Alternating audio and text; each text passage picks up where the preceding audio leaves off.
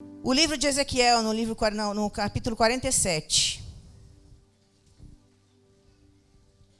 E nós vamos ler do versículo 1 ao 12. Ezequiel 47, de 1 ao 12, que diz assim: O homem levou-me de volta à entrada do templo, e vi água saindo de debaixo da soleira do templo e indo para o leste, pois o templo estava voltado para o oriente. A água descia de debaixo do lado sul do templo ao sul do altar. E ele então me levou para a porta, fora, para a porta norte, e conduziu-me pelo lado de fora até a porta externa, que dá para o leste. E a água fluía do lado sul. O homem foi para o lado leste com uma linha de medir na mão. E enquanto ia, mediu 500 metros, e levou-me pela água que batia no tornozelo. E me mediu mais 500 metros, e levou-me pela água que chegava ao joelho. Mediu mais 500, e levou-me pela água que batia na cintura. Mediu mais 500, mas agora era um rio que eu não conseguia atravessar, porque a água ia aumentando e era tão profunda que só se podia atravessar nado. Era um rio que não se podia atravessar andando. E ele me perguntou: Filho do homem, você vê isso? Levou-me então de volta à margem do rio.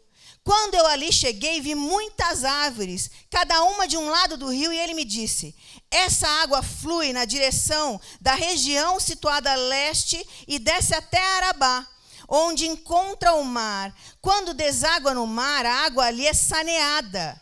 E por onde passar o rio haverá todo tipo de animais e de peixes, porque essa água flui para lá e saneia a água salgada, de modo que onde o rio flui, tudo viverá. Pescadores estão ao longo do litoral, desde En-Gedi até Englaim, e haverá locais próprios para estender as redes. Os peixes serão de muitos tipos, como os peixes do mar grande, e os charcos e os pântanos ficarão saneados e serão deixados para sal. Árvores frutíferas de toda espécie crescerão em ambas as margens do rio. Suas folhas não murcharão e os seus frutos não cairão. Todo mês produzirão, porque a água vinda do santuário chega a elas. Os seus frutos servirão de comida e suas folhas de remédio. Curva a sua cabeça. Pai, bendito seja o teu nome pela tua palavra. A tua palavra, Deus, que desde o tempo do profeta Ezequiel, é viva, eficaz, ela produz fruto, ela é abundante, ela é curativa, ela nos elucida, ela nos exorta, ela nos confronta, mas ela nos conforta. Pai, que hoje o teu Espírito faça de mim uma dispenseira, e que tudo aquilo que eu disser, ó Deus, venha do teu trono de graça, para saciar as nossas necessidades, porque elas são muitas, ó Deus. Espírito Santo de Deus, conduza esse momento agora. E que tudo, Pai, que for impressão minha, ideia minha, coisas que venham da minha própria opinião, que isso seja levado embora da mente e do coração dos meus irmãos. Mas aquilo que vier do teu trono de graça, que isso permaneça e produza fruto, para a glória do teu nome. Amém. Ezequiel foi um dos profetas do Velho Testamento. Ele ficou conhecido por ser chamado o profeta da esperança. Porque esse momento em que ele tem essa visão, Israel está no momento em que ela virou as costas para Deus. Ela deixou de obedecer a Deus, ela deixou de ouvir a voz de Deus, ela estava embevecida com o seu ego. A situação não era muito distinta do momento de Sodoma e Gomorra. Havia iniquidade, havia injustiça, havia perversidade, havia toda a sorte de maldades nesse momento. Só que Deus decide que ele não vai punir Israel, que ele vai fazer as pazes com Israel, que ele vai se reconciliar com Israel. E ele usa Ezequiel nesse momento, nesses textos daqui para diante, para fazer essa reconciliação e para trazer o anúncio de que ele mudaria a sorte de Israel. E aqui a gente vê ele sendo levado pelo Espírito, pelo próprio Deus, vendo um momento em que ele era abordado, vamos dizer assim, por um nível de água que batia no seu tornozelo. E quando a água chega no seu tornozelo, esse homem, essa imagem de Deus que está com ele, diz assim: vá além. E ele aprofunda. E essa água chega na cintura de Ezequiel. E a hora que chega na cintura, esse homem diz para Ezequiel: vá além. E a água, antes, chega na coxa de Ezequiel. E ele diz: vá além. E a água bate na cintura. E ele diz: vai além, Ezequiel. E ele diz: mas agora a água é muita. É um rio. Eu não posso atravessar que não seja a nado. E a hora que ele diz isso, esse homem, essa presença de Deus, leva Ezequiel para a margem dos rios, para ver o que acontece por influência dessas águas. Se a gente for olhar nas Escrituras, e for lá para o livro de João, no capítulo 7, versículo 38, a gente vai ver que as águas têm um simbolismo espiritual. E o versículo 38 de João 7 diz assim: quem crer em mim, como diz a Escritura, do seu interior rios de água viva fluirão. E ele estava se referindo ao Espírito, que mais tarde receberiam os que nele crescem, porque até então o Espírito não tinha lhe sido dado. E também, no mesmo livro de João, no capítulo 4, versículo 14, no encontro de Jesus com a mulher samaritana, Jesus está no poço de Jacó, vem uma mulher samaritana com o balde na sua cabeça, que ela vem tirar a água, e ele fala: tira a água para mim. E ela fala: não, mas você é um judeu, não posso dar água para você não, porque a gente tem uma rixa. E ele diz para ela assim: se você bebesse da água que eu tenho para te dar, você nunca mais teria sede. A água, o rio, espiritualmente, tem a conotação do Espírito Santo de Deus. E o que aquele homem está mostrando para Ezequiel é que existem níveis de relação com o Espírito na nossa vida com Deus. A gente pode receber da água do Espírito pelo tornozelo. E falar assim: tá bom. Porque essa é a nossa zona de conforto. A água no tornozelo não nos causa medo, não nos espanta. E de alguma forma, eu tenho água no tornozelo. Eu vivo as adversidades do meu dia, eu vivo as lutas diárias do meu dia, porque por nós sermos cristãos, por um dia a gente ter dito a Deus: eu reconheço Jesus como Senhor e Salvador da minha vida, não nos leva para um campo de privilégio, não nos leva para um campo de isenção, não nos leva para um campo aonde a gente vai ser diferenciado dos demais e a gente não vai ter aflição, a gente não vai ter angústia, a gente não vai ter dor, a gente não vai ter perda. Deus nunca nos prometeu isso. Ele disse: no mundo vocês terão, mas tem de bom ânimo, porque eu venci o mundo. Mas a gente, às vezes, leva uma vida espiritual com o Espírito no tornozelo. E fala: tá bom. Assim tá bom. Assim é suficiente. Mas a minha vida é trôpega. E aí, Deus nos diz: aprofunda. Aprofunda em mim. E a gente com muita cautela, com muito receio, porque é muito fácil a gente levantar a mão, cantando no louvor e dizer assim: Pai, eu confio em Ti. Confia?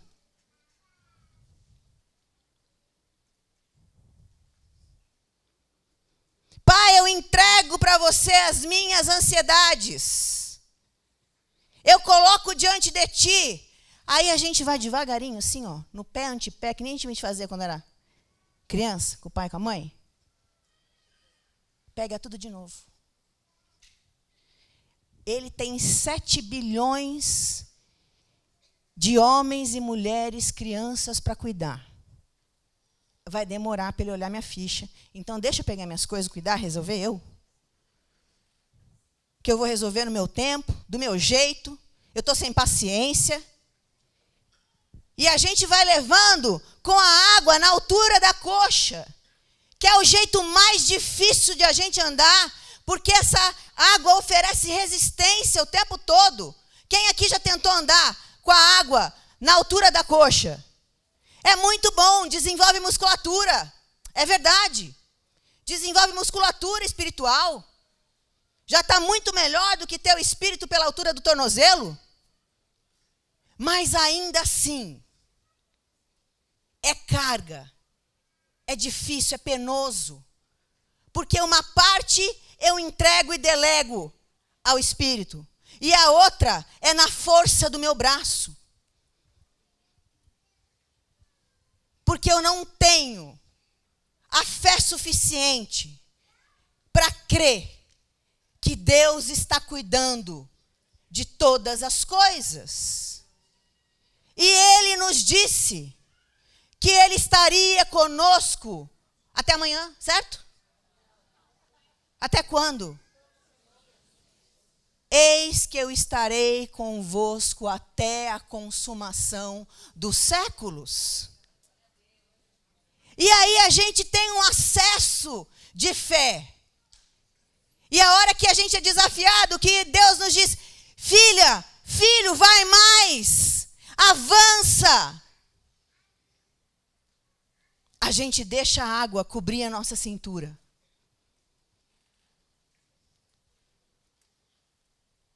E a gente fala: é suficiente. Mas o que ele está dizendo é que para eu chegar de volta na margem do rio e ver árvores frutíferas, e ver árvore que as folhas vão ser remédio e que os frutos vão servir de alimento, aonde as águas serão fluidas e darão todo tipo de ser vivo, de peixe, é a água onde eu tenho que mergulhar nela. É a água que tem que cobrir a minha cabeça.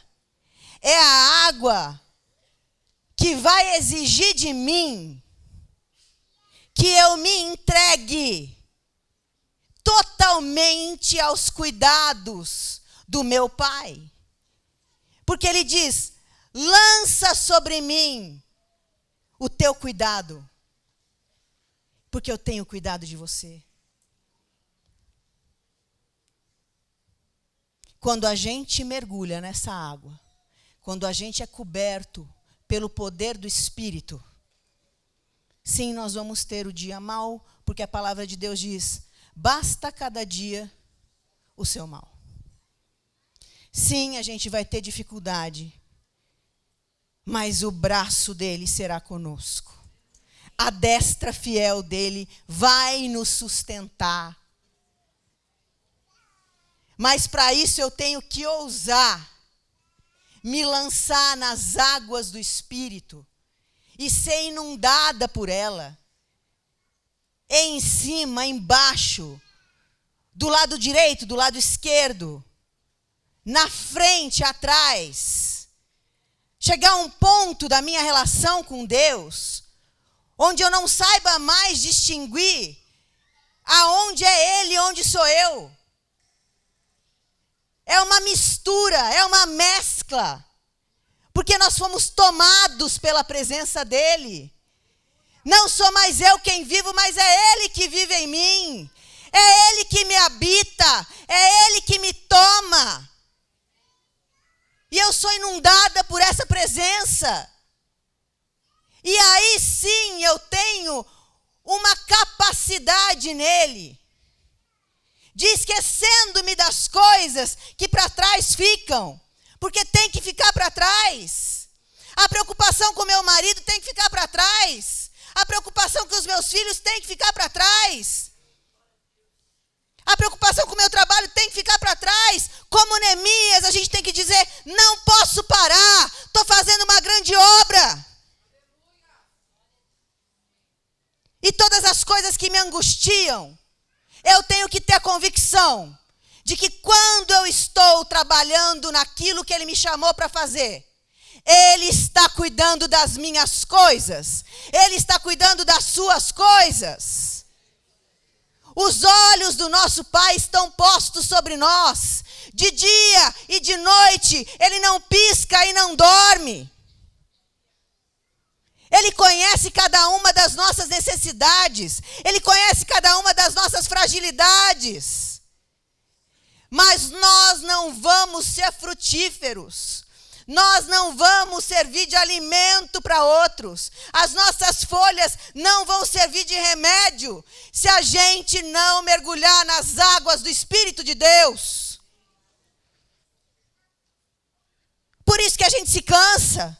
Por isso que a gente se exaure. Por isso que a gente adoece, porque é na força do nosso braço. E quando a gente é chamado para uma parceria com Deus, a força do nosso braço não pode mais existir.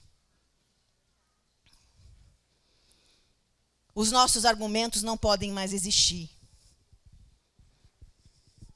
As nossas ideias, os nossos planos não podem mais existir. Tem hora que a gente idealiza, tem hora não, né? Estou sendo modesta. Quando a gente tem um filho, nós mulheres, pior ainda. A gente engravida, faz ultrassom, sabe que é menina ou menino. A hora que a gente sabe o sexo, a gente já vai desenhando a vida. Vai crescer assim, vai ser assado, vai ser isso, vai ter essa profissão. Oi?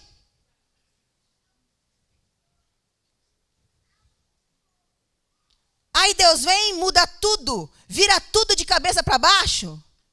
E nós perdemos o chão. Ficamos atônitos. Porque nós somos seres viciados em controle. Nós queremos ter o controle de tudo. Sendo que nós não temos controle sobre absolutamente nada. Se Deus der uma ordem lá em cima, fala assim, Patrícia, desliga o motor. Acabou.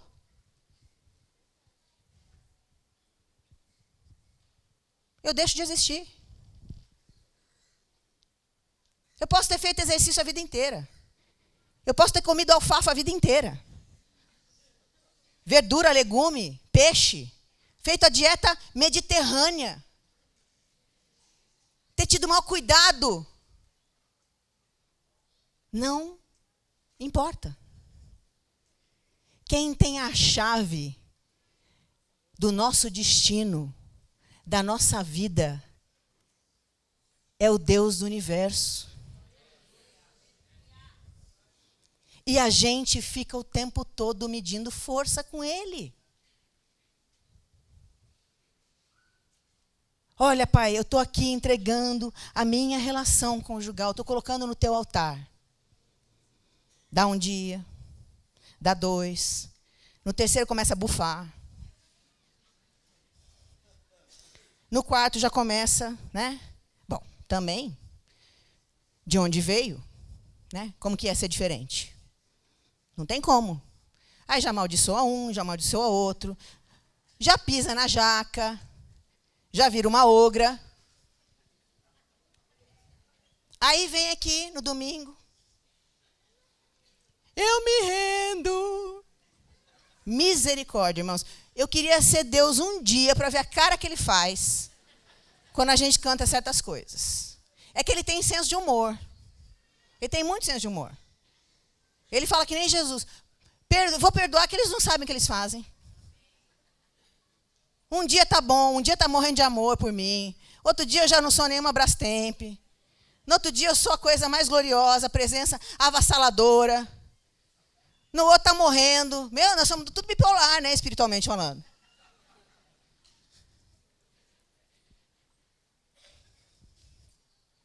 Mas Deus nos chamou para ter vida em abundância. Deus nos chamou, nos convocou para que do nosso interior fluam rios de água viva. E por onde esses rios que fluem através de nós, que descem do trono de Deus, passa, ele promove vida. Ele promove cura. Ele sacia a fome.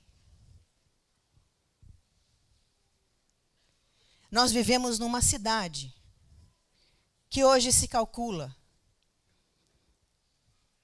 que temos 22 mil moradores em situação de rua. Nós vivemos numa cidade onde tem um número de mortes de adolescentes negros na periferia, que é considerado genocídio. Nós vivemos numa cidade onde mulheres são estupradas a cada 8 minutos. E sabe o que a gente sente? Nada. Sabe o que a gente fala? Quem mandou estar na rua aquela hora, de shorts? Não estou falando do ímpio, não. Estou falando de gente que se diz filho de Deus, remido pelo sangue do Cordeiro. Sabe o que a gente diz? Ué, ele não trabalha que não coma. Até a Bíblia diz isso. Está na rua porque é vagabundo. Nós temos a lógica da meritocracia. Tem que fazer por merecer.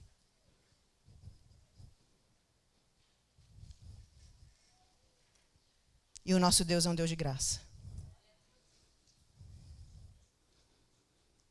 Nosso Deus é um Deus de graça. Não há nada que você possa fazer para que você seja mais amado por Deus. E não há nada que você venha fazer que vá fazer com que Deus te ame menos. A gente diz que isso é lindo, a gente acha isso poético, mas isso para nós é um profundo incômodo. Porque a gente fala assim nas nossas orações: Pai, eu tenho servido a você, eu tenho anunciado a tua palavra, eu tenho vivido uma vida diligente. E em casa está acontecendo isso. Isso é meritocracia. Então, se eu estou orando de madrugada, se eu estou buscando a Deus, se eu leio as Escrituras na minha devocional, se eu sou uma... Então, eu estou fazendo isso para obter alguma coisa de Deus? Então, eu não entendi nada daquilo que Jesus veio fazer aqui. A graça, ao contrário daquilo que a gente pensa, também não é viver do jeito que a gente bem entende. E aí falar assim: uhul, meu pai me ama mesmo, eu posso viver de vida. Não existe isso, gente, na relação com a graça. Sabe por quê? A relação da graça é como a gente amar o nosso pai. Quando a gente ama o pai da gente, nosso pai terreno, você quer fazer alguma coisa que entristeça o coração dele? Oi? Não. Ao contrário. Você quer trazer alegria. Você quer trazer contentamento.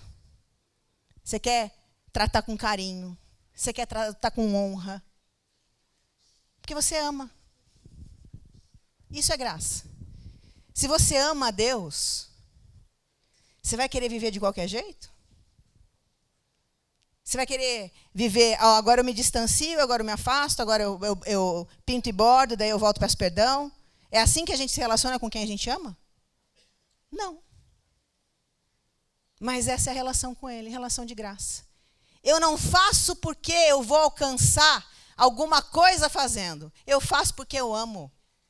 Eu faço porque aquele que está do lado de lá é digno do meu amor. É digno da minha devoção. É digno do meu contentamento. É digno da minha autenticidade. O que Deus amava em Davi é que Davi não era hipócrita. Davi não era falso.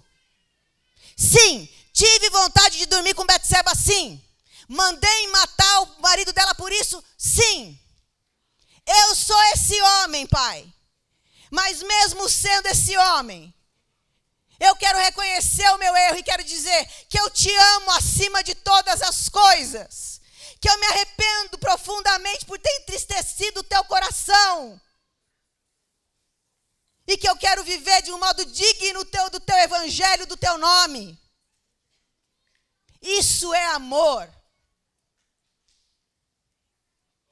Para a gente viver nessa dimensão, a gente precisa mergulhar no rio de Deus. Não há como viver nos nossos dias. Não há como viver uma vida espiritual com o espírito pelo tornozelo. Uma vida de comodidade. Não há como viver com a água do espírito batendo pela nossa coxa e fazendo tudo no nosso braço, no nosso esforço.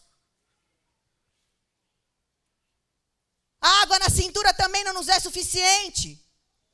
Ela também é segura para a gente. Porque dá pé.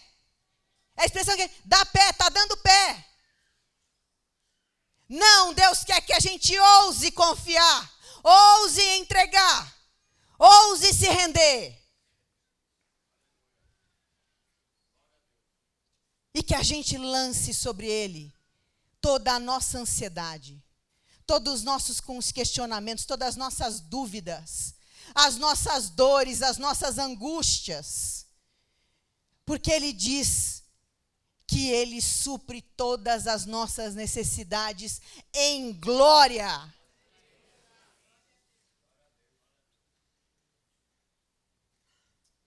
Mas para viver nesse patamar,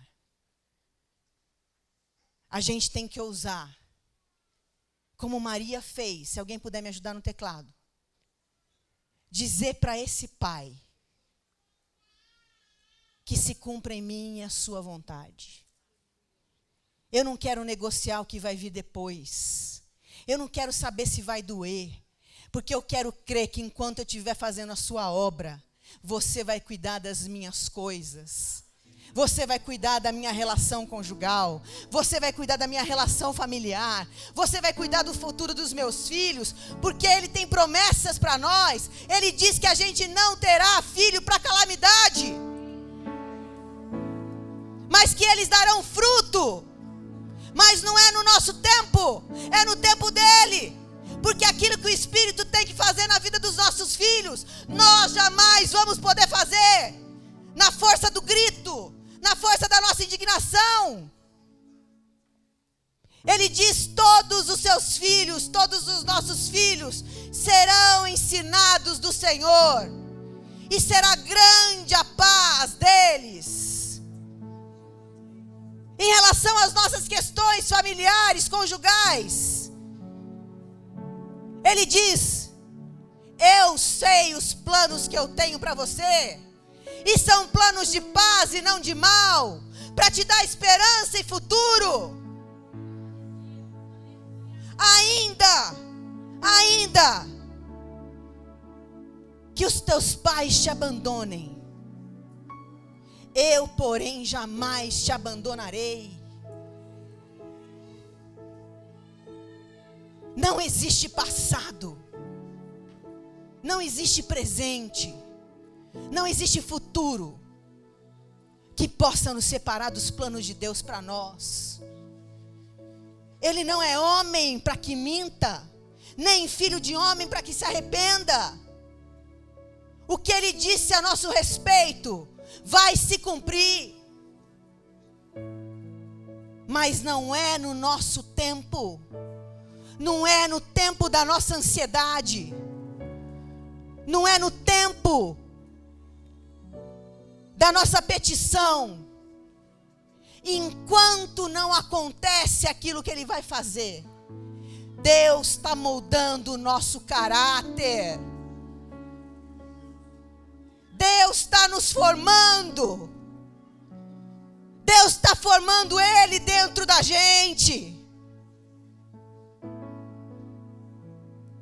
Não é simples, não é fácil, mas é necessário. É necessário que às vezes nos sobrevenha aflição, para que o poder dele se estabeleça no nosso coração.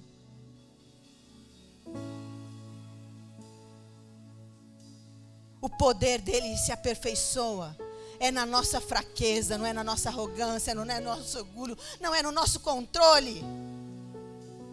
E quando a gente é fraco, é aí que a gente é forte, porque a força dele vem sobre nós. Quando a gente era criança, quem tem mais de 40 aqui vai lembrar disso. Tinha uma brincadeira muito comum. Uma pessoa ficava de cada lado, uma pessoa no meio, e ela jogava o corpo para frente, projetava o corpo para frente e para trás, e se lançava no corpo de quem estava na frente, quem estava atrás. Era um exercício de confiança, nunca foi uma brincadeira. É praticamente um diagnóstico. E hoje ele convida a gente para se jogar nos rios de água viva que descem do trono dele. Ele não está perguntando se você sabe nadar ou se eu sei nadar. Ele não quer que a gente pergunte qual que é a profundidade do rio. Ele só fala: vai além, aprofunda, mergulha.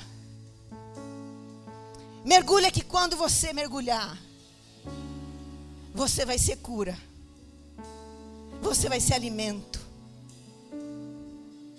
você vai frutificar para toda boa obra para a qual eu te chamei. Ele está te falando nessa noite, para você ousar, como ousou Sadraque, Mesaque e Abidnego na fornalha. Para você ousar dizer assim: Pai, ainda que você não me livre, ainda assim eu hei de confiar em ti. Ainda que você não me livre da dor, ainda que você não me livre da enfermidade, ainda que você não me livre do desespero, ainda que você não me livre da descrença em mim mesma, na descrença no futuro da minha casa,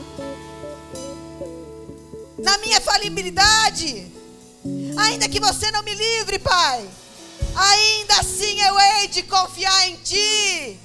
E quando a gente faz isso, as águas não podem nos afogar, nem a chama pode nos queimar, porque o fogo dele arde dentro de nós. A água do trono dele verte através de nós, em nós. Fique em pé no seu lugar, curve a sua cabeça e pergunte no seu coração: em que nível está a sua relação com o Espírito Santo de Deus? E diga no seu coração: Pai, eu quero ir além. Pai, me leva além. Eu não quero mais a vida de água no tornozelo, nem água na canela, nem água na cintura, nem água pelo pescoço. Eu quero ser coberta pelas tuas águas.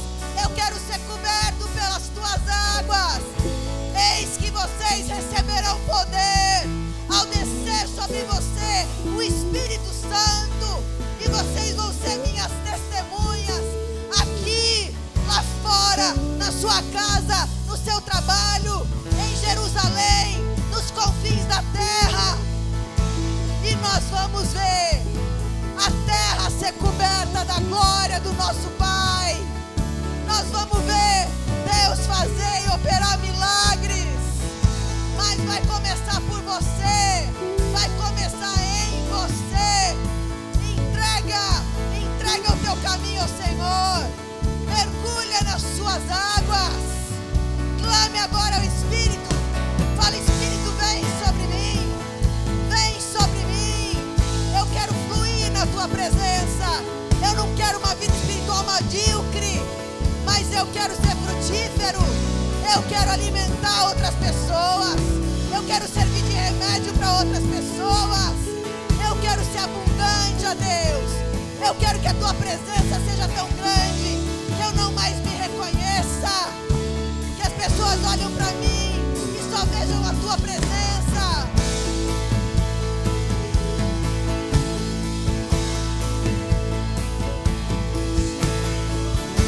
Senhor, Santo Espírito, faz desse cântico a sua oração. Cante com toda a sua alma, o seu coração, o seu entendimento.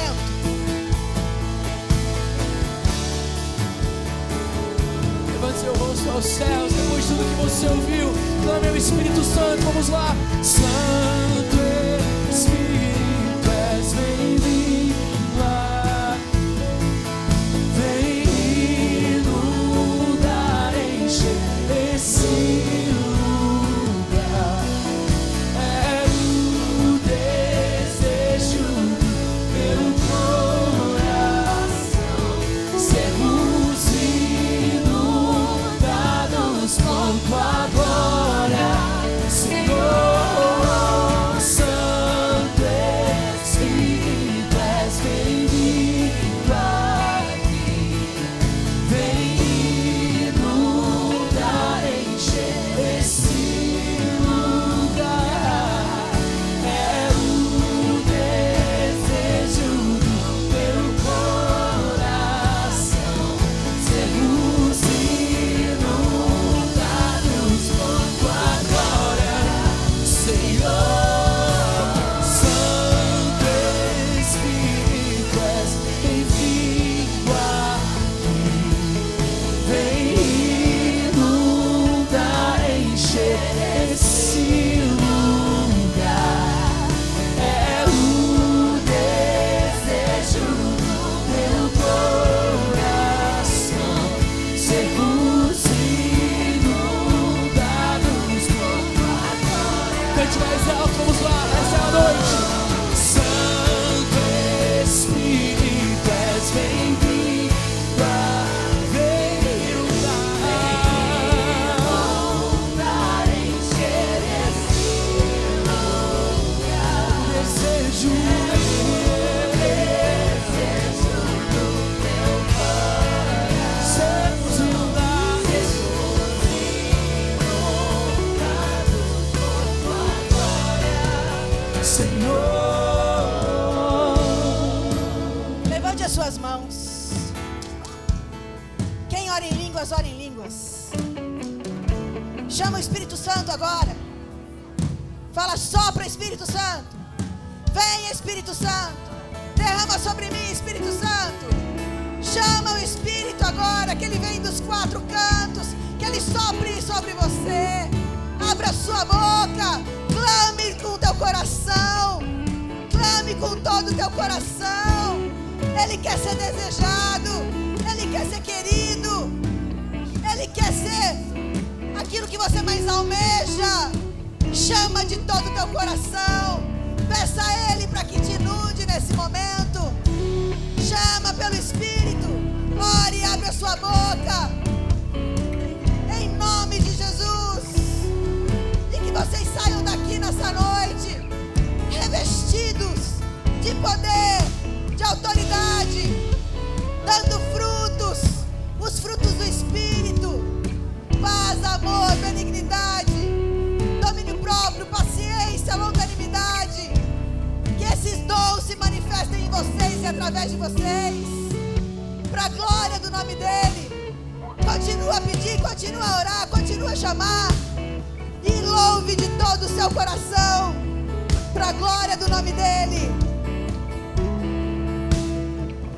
Vamos provar o quão real é tua presença. Vamos provar tua glória e bondade. Vamos provar quão real é tua presença. Vamos provar da tua glória e bondade. Vamos provar, vamos lá. Vamos provar quão real é tua presença. Vamos provar da tua glória e bondade. Vamos provar quão real é tua presença. Vamos provar da tua glória e bondade.